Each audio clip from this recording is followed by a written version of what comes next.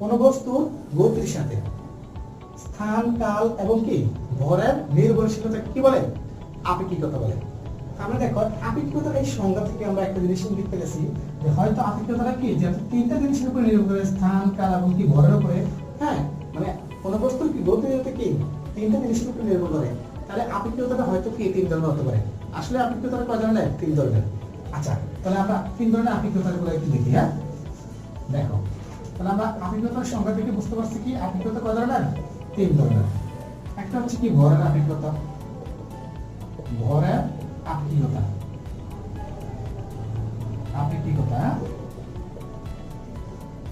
আচ্ছা, আরেকটা হচ্ছে কি দৈর্ঘ্যের আপেক্ষিকতা, দৈর্ঘ্যের আপেক্ষিকতা। আচ্ছা, আরেকটা হচ্ছে কি সময়ের কি আপেক্ষিকতা।